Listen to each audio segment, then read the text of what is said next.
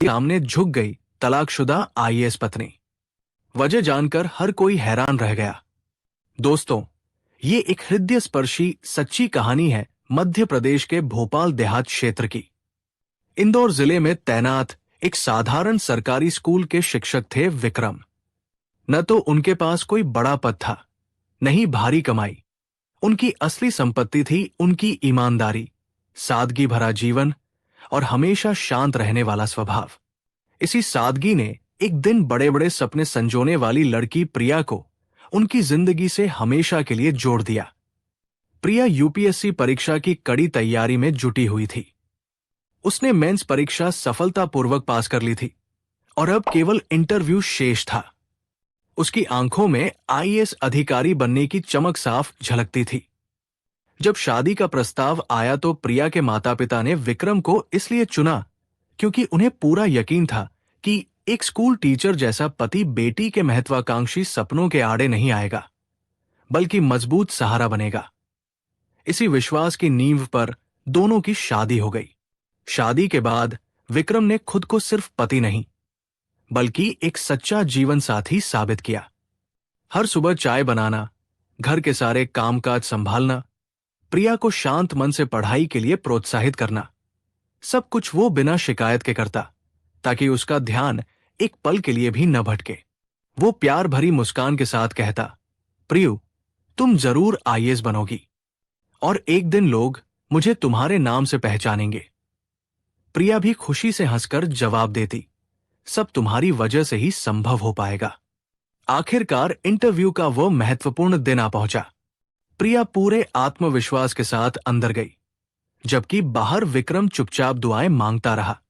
लेकिन जब परिणाम घोषित हुआ तो किस्मत ने साथ नहीं दिया। प्रिया असफल हो गई। समाज के कटु ताने उसके दिल में गहरे घाव करने लगे।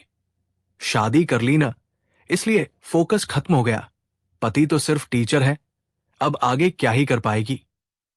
टूटे हुए मन में क्रोध पनपने लगा और वो क्रोध सबसे पहले विक्रम पर ही उतरा। कभी वो चिढ़कर कहती, तुम मनहूस हो। कभी तंज कसती, मेरे सपनों के बीच बाधा बनना बंद करो। विक्रम हमेशा चुप रहता। वो अच्छी तरह समझता था कि ये कड़वे शब्द नहीं, बल्कि गहरा दर्द बोल रहा है। लेकिन एक दिन प्रिया ने स्पष्ट शब्दों में कह दिया, मुझे तलाक चाहिए। मैं अपनी जिंदगी नई शुरुआत से जीना चाहती हूं। विक्रम की आंखें नम हो गई, लेकिन उसने सिर्फ इतना कहा, तुम हमेशा खुश रहो। तलाक हो गया। प्रिया बड़े शहर की ओर चली गई और विक्रम अकेलेपन के सन्नाटे में डूब गया।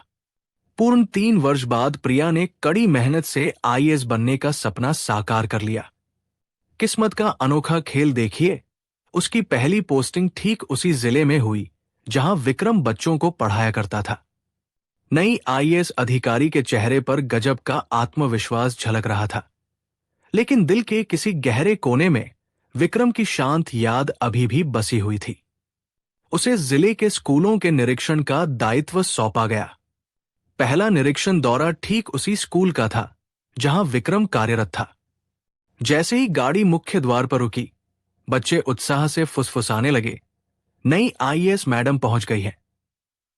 ठीक उसी पल कक्षा में विक्रम ब्लैकबोर्ड के सामने बच्चों को उसी पुरानी सादगी और अपनापन के साथ विज्ञान पढ़ा रहा था, जैसे समय ने कुछ बदला ही ना हो। यहां कौन सा हिस्सा सबसे कठिन लग रहा है?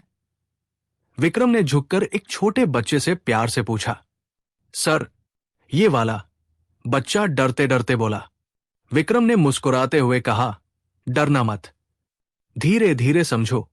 विज्ञान हो या जीवन की कोई मुश्किल, सब धीरे धीरे आसान हो जाती है।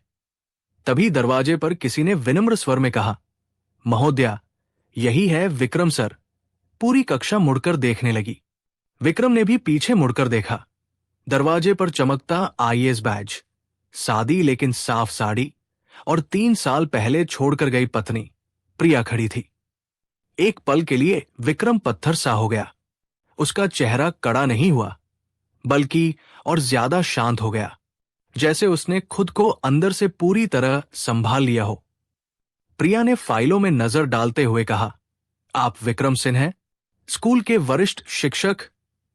विक्रम ने उसी पुरानी विनम्र और शांत आवाज में जवाब दिया, जी मैडम।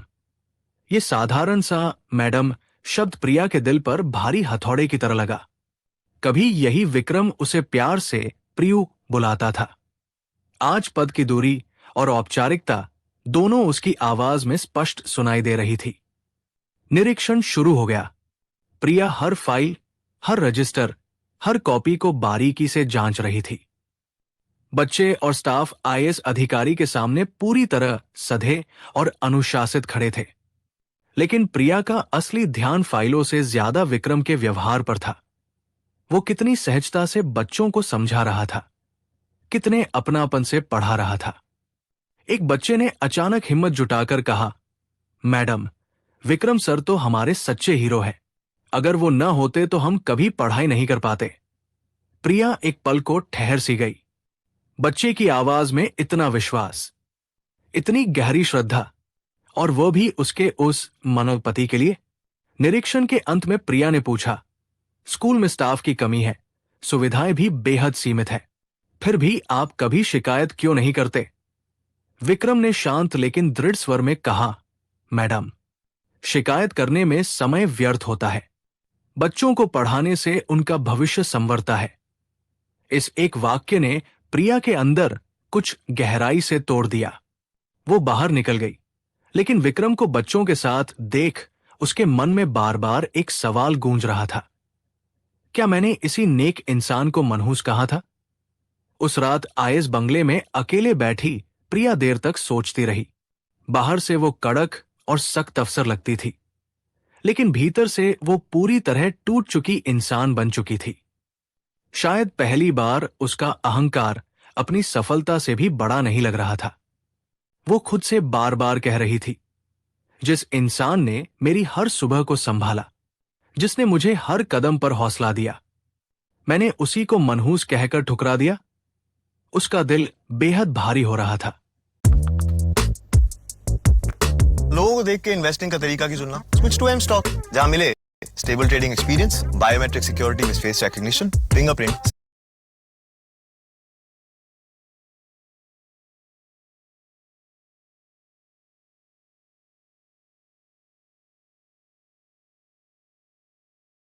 सिक्योर लॉगिन, और वो भी इंस्टेंटली। अकल लगाओ, एम स्टॉक पे आओ।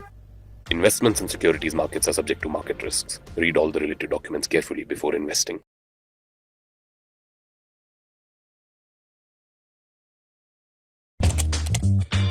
Great choices for the great you. Open your free Demat account with Angel One. Investments in securities market are subject to market risks. Read all the related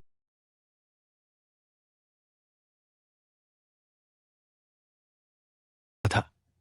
सांसें बोझे लग रही थी और मन अपनी ही गलतियों के वजन तले धीरे धीरे कुचला जा रहा था। अगली सुबह जिले के बड़े सभागार में स्कूलों की समीक्षा बैठक आयोजित थी। प्रिया मुख्य स्थान पर बैठी थी, जबकि विक्रम उसी हॉल में चुपचाप कोने में नोट्स ले रहा था। प्रिया ने उसकी ओर देखा। वो पूरी तरह सामान्य लग रहा था, जैसे उसके जीवन में न कोई आईएएस अधिकारी का अस्तित्व हो, न कोई पुराना रिश्ता, बल्कि सिर्फ अपना कर्तव्य और बच्चों का भविष्य ही हो। बैठक समाप्त हुई। सभी लोग बाहर निकलने लगे, विक्रम भी। लेकिन प्रिया का दिल उसे रोकने पर मजबूर कर रहा था। विक्रम, एक मिनट रुकिए, उसने धीमी लेकिन दृढ़ आवाज में कहा। विक्रम रुक गया। जी मैडम, प्रिया ने पूरी औपचारिकता के साथ कहा। कल का निरीक्षण बहुत अच्छा रहा, आप बेहतरीन काम कर रहे हैं। विक्रम ने सिर्फ सिर झुकाकर कहा, धन्यवाद मैडम। ये पल प्रिया को गहरे तक चुभ गया। कभी यही व्यक्ति उसे हंसाकर हर मुश्किल समझाता था, आज वही सिर्फ एक साधारण सरकारी कर्मचारी की तरह उसके सामने खड़ा था। अगले दिन प्रिया ने बिना किसी पूर्व सूचना के विक्रम के स्कूल का फिर दौरा किया।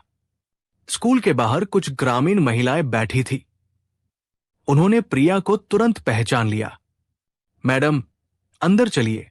विक्रम बाबू क्लास खत्म होने के बाद भी बच्चों को मुफ्त ट्यूशन देते हैं, एक महिला ने उत्साह से कहा। मुफ्त में? प्रिया हैरान हुई। दूसरी महिला बोली, हाँ मैडम, गरीब बच्चों के लिए तो अपनी जेब से किताबें कॉपियां भी खरीद कर लाते हैं। बहुत बड़े नेक दिल वाले हैं। प्रिया अंदर गई।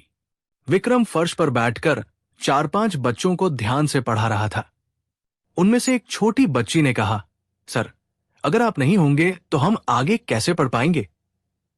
विक्रम ने प्यार से मुस्कुराते हुए कहा, तुम लोग आगे बढ़ोगे तो मैं समझूंगा कि मैं भी सफल हो गया। प्रिया के गले में एक गांठ सी अटक गई। ये वही विक्रम था जिसे उसने मनहूस कहकर त्याग दिया था। अतिरिक्त कक्षा समाप्त हुई। बच्चे खुशी खुशी चले गए। विक्रम उठने ही वाला था कि प्रिया आगे बढ़ी। आप ये सब इतनी मेहनत क्यों करते हैं? उसकी आवाज में अब कठोरता नहीं, सिर्फ बेचैनी और कौतूहल था। विक्रम ने शांत लेकिन गहरे स्वर में कहा, क्योंकि इन बच्चों को इसकी सख्त जरूरत है। मैडम, मेरी सैलरी ज्यादा नहीं है, लेकिन मेरा विश्वास बहुत बड़ा है कि अच्छी शिक्षा किसी की पूरी किस्मत बदल सकती है। प्रिया का गला पूरी तरह रुंध गया। वो मन ही मन चाह रही थी कि विक्रम कुछ तो कहे, कोई शिकायत करे, कम से कम एक बार बोले कि तुम गलत थी। लेकिन विक्रम के चेहरे पर न कोई सवाल था, न कोई गिला शिकवा, सिर्फ वही पुरानी सादगी और शांति। वो चुपचाप बाहर निकल गई। उस दिन आईएएस बंगले में हर सुविधा मौजूद थी, स्टाफ, सुरक्षा, आराम, लेकिन भीतर एक अजीब सा खालीपन घेर रहा था। प्रिया ने आईने के सामने खुद को देखा और धीरे से कहा, विक्रम की उस सादगी से मैं इतनी दूर कैसे निकल आई? मैंने उसे क्यों दोष दिया, जबकि पूरी गलती मेरी जल्दबाजी और अधीरता की थी। आंखें भर आई। वो पहली बार पूरी तरह टूट गई थी। आईएएस बनने की खुशी से नहीं, बल्कि एक इतने अच्छे इंसान को हमेशा के लिए खो देने के दर्द से। कुछ दिनों बाद जिले में एक भव्य कार्यक्रम आयोजित हुआ, सर्वश्रेष्ठ शिक्षक सम्मान समारोह। जिला अधिकारी ने घोषणा की, नई आईएएस मैडम खुद निर्णय लेंगी कि इस बार सम्मान किस शिक्षक को मिलना चाहिए। नामों की लंबी सूची सामने थी, दर्जनों योग्य शिक्षक, लेकिन प्रिया की नजर सिर्फ एक नाम पर ठहर गई, विक्रम सिंह। उसका हाथ कांपने लगा, दिल जोर जोर से धड़क रहा था। यह फैसला सिर्फ प्रशासनिक नहीं था, ये उसके टूटे अतीत को वर्तमान से जोड़ने वाली पहली मजबूत कड़ी थी। उस रात प्रिया देर तक फैसला नहीं ले पा रही थी। विक्रम को सम्मान देना महज एक पुरस्कार नहीं था, यह स्वीकार करना था कि वो खुद गलत थी, बहुत ज्यादा गलत। लेकिन सच से आखिर कब तक मुंह मोड़ा जा सकता है? उसने धीरे धीरे फाइल पर हस्ताक्षर कर दिए। उन हस्ताक्षरों के साथ मानो उसके दिल पर 3 साल से जमा भारी बोझ थोड़ा हल्का हो गया।